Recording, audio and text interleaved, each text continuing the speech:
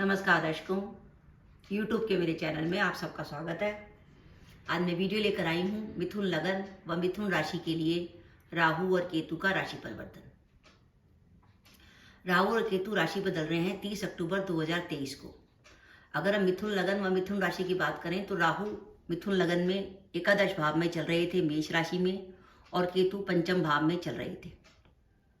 30 अक्टूबर 2023 को राहु मेष राशि को छोड़कर मीन में आ जाएंगे आपके दशम में, और केतु तुला राशि को छोड़कर कन्या में आ जाएंगे आपके चौथे भाव में।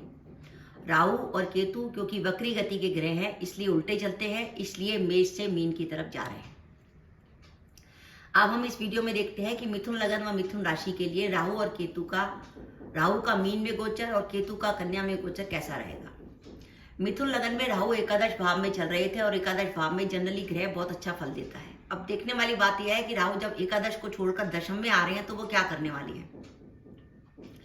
राहु के बारे में खास बात यह है कि राहु जो हर काम है वो अप्रत्याशित ढंग से कराता है। तो ये बात तो तय है कि राहु आपके दशम भाव में आ रहा है। दशम भाव में आने का मतलब है कि आपका जो कार्यस्थल है, चाहे आप व्यापार करते हो चाहे नौकरी करते हो, उसमें कुछ होगा जो अचानक ही होगा, अप्रत्याशित ढंग से हो सकता है। और दशम भाव में राहु को बुरा नहीं माना जाता। दशम भाव में मानते हैं कि राहु का फल मिश्रित मिलता है। इसमें कुछ अलग अलग कथन है। तमिल ग्रंथों में राहु के फल को नेगेटिव बताया गया है, लेकिन तब भी ये माना गया है कि राहु का प्रभाव मिला जुला होता है। और राहु के लिए कहा जाता है कि अगर वो दशम में आता है तो कामों में सफलता देता है। कामों में रुकावट तो दशम का राहु नहीं डालता।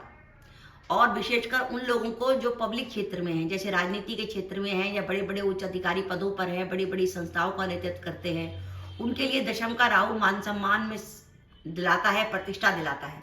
तो जो लोग राजनीति के क्षेत्र में हैं उनके लिए राहु का दशम में आना बहुत अच्छा है। साथ ही अगर आप ऑफिस में भी हैं तो भी आपके कामों में सफलता मिलेगी, और आप देखेंगे कि अचानक आपके लिए घटनाओं का क्रम अप्रत्याशित ढंग से घटित होगा। अब वो घटनाएं कितनी पॉजिटिव होंगी और कितनी नेगेटिव होंगी निर्भर करेगा आपकी जन्म कुंडली में दशाएं कैसी चल रही हैं।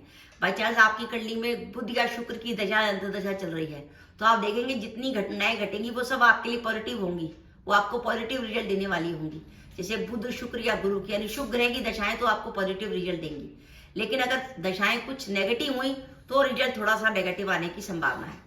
साथ ही साथ आप मिथुन लगन व मिथुन राशि के जातक हैं और आप ट्रांसफर में इंटरेस्टेड थे, आप चाहते थे वर्तमान नौकरी में आपका ट्रांसफर हो जाए, तो ट्रांसफर की पूरी संभावना बनती है। अगर आप ट्रांसफर का करना चाहे तो कर सकते हैं। अगर आप विदेश जाने में इंटरेस्टेड थे तो विदेश यात्रा की भी पूरी संभावना बनती है। राहु क्योंकि आपके दशम में आ रहे हैं और केतु आपके चौथे भाव में आ रहे हैं। ये चौथा भाव होता है हमारा रहने का स्थान और ये होता है हमारा कर्म का स्थान, यानी पूरी तरीके से बदलाव आने वाला है। एक तो जहां आप काम करते हैं वहां पर, और एक जहां हम रहते हैं। तो राहु और केतु का जो राशि परिवर्तन हो रहा है वो इस बात का संकेत दे रहा है कि किसी ना किसी कारणवश आपका स्थान परिवर्तन होगा। या तो आपको वर्तमान जगह पर जॉब नहीं मिलेगी तो जॉब के लिए दूसरी जगह जाएंगे, या आपका वर्तमान नौकरी में ट्रांसफर होगा। दशम का राहु कहते हैं गंगा स्नान कराता है, तो आपकी तीर्थ यात्रा होने की पूरी संभावना बनती है कि आने वाले 18 महीनों में आप किसी ना किसी कारण से किसी ना किसी धार्मिक स्थल की यात्रा करेंगे। अगर आप बुजुर्ग श्रेणी के हैं, 60 से ऊपर के हैं, तो तीर्थ यात्रा में जाने के लिए समय बहुत अच्छा है। राहु आपके वर्तमान काम में कुछ ना कुछ परिवर्तन लाएगा। अब वो परिवर्तन कितना पॉजिटिव होगा कितना नेगेटिव होगा ये निर्भर करेगा वर्तमान में आपकी दशाएं कैसी चल रही हैं। जैसे पंचमेश शुक्र की, भाग्येश शनि की या लग्नेश बुध की दशा या अंतर्दशा चल रही होगी तो वो 100% वो जो परिवर्तन होगा वो आपके लिए पॉजिटिव जाने वाला है। घर में अगर आपके बड़े बुजुर्ग हैं वो बीमार वगैरह चल रहे हैं तो ध्यान रखिए, उनके लिए थोड़ा टफ टाइम है, थोड़ा कठिन समय है। उनके स्वास्थ्य का विशेष रूप से ध्यान रखिए, उनका समय समय पे जांच वगैरह कराते रहिए, क्योंकि जब दशम में राहु होता है तो घर के बड़े बुजुर्गों के लिए चिंता का समय होता है, जैसे आपके दादाजी, आपके पिताजी।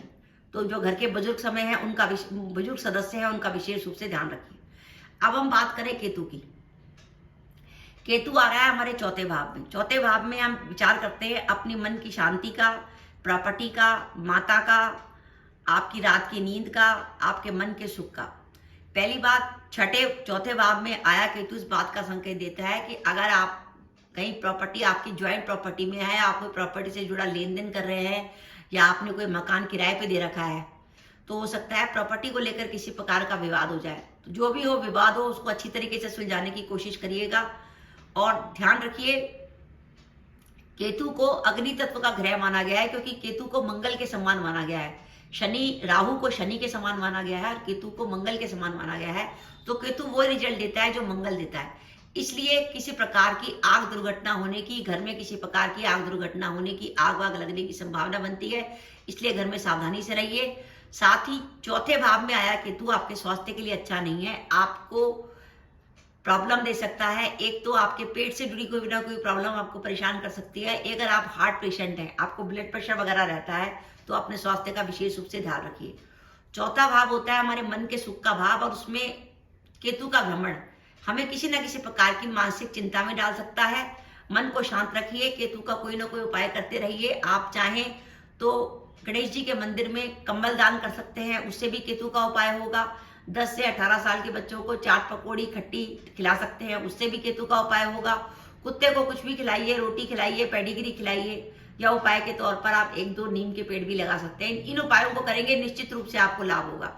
तो मन की शांति के लिए कुछ ना कुछ उपाय जरूर करिए। और चौथा भाव हमारी माता का लगन है। अब माता के लगन में अगर केतु आ रहा है तो इसका मतलब माता के स्वास्थ्य को लेकर चिंता। अगर आपकी जन्म कुंडली के छठे भाव में, पंचम भाव में, चौथे भाव में या तीसरे भाव में कोई ग्रह बैठे हुए हैं, तो इसका मतलब यह है कि आपको रात को नींद लेट आती है।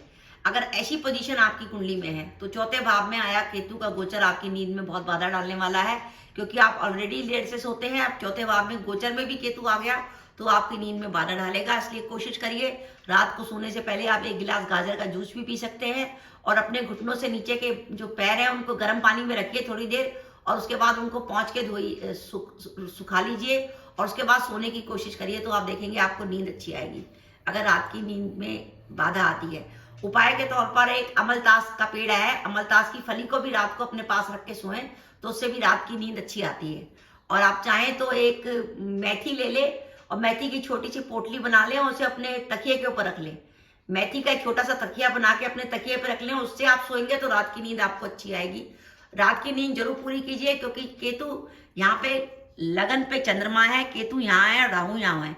तो चंद्रमा को केतु और राहु दोनों प्रभावित कर रहे हैं, जिसके कारण मन में एंजाइटी, टेंशन, डिप्रेशन, मानसिक चिंताएं परेशान कर सकती है। इसलिए मन को शांत रखने की कोशिश करिए, और मन को शांत रखने के लिए जरूरी है आपको रात की नींद अच्छी तरीके से आए।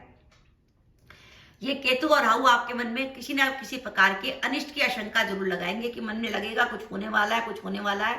इसलिए राहु के लिए भी आप बुधवार को या शनिवार को बहते पानी में कोयले जरूर प्रवाहित करिए, और घर के सफाई कर्मचारी को कुछ 50-60 रुपए दीजिए बुधवार और शनिवार को, अगर आपको मानसिक परेशानी ज्यादा है। तो मेरा यह मानना है कि मिथुन लगन व मिथुन राशि के लिए राहु और केतु का राशि परिवर्तन कैरियर के लिए इतना खराब नहीं है।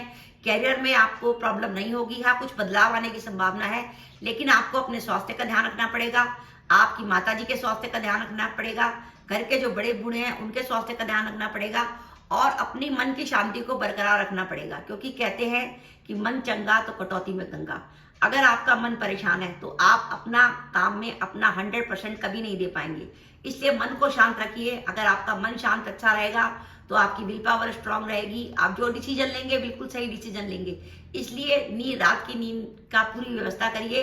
और अगर नींद में तब भी आपको प्रॉब्लम आती है तो आदत बना लीजिए कि सोने जाने से पहले आप घूम के आइए। आप थोड़ी देर घूम के आएंगे तो थक के आपको अच्छी नींद आ जाएगी। तो दर्शकों, मेरा वीडियो था कि मिथुन लगन व मिथुन राशि के लिए राहु का जो मीन राशि में गोचर है वो मिश्रित फल है, कुछ परिवर्तन है, कुछ काम में बदलाव है, और केतु आपको थोड़ी सी समस्याएं देने की संभावना दिखा रहा है। तो दर्शकों, ये मेरा वीडियो था, आपको कैसा लगा प्लीज कमेंट बॉक्स में कमेंट करके बताइएगा। इसके साथ ही अगर आप मेरे चैनल पर पहली बार आए हैं और आपने मेरा चैनल अभी तक सब्सक्राइब नहीं किया तो कृपया मेरा चैनल सब्सक्राइब कर दें, साथ ही बेल आइकन को भी दबा दें, जिससे जब भी मैं अपने वीडियो अपलोड करूं उसके नोटिफिकेशन आपको मिल जाए और आप मेरा वीडियो देख सके। इसके साथ ही नमस्कार दर्शकों, जय माता दी।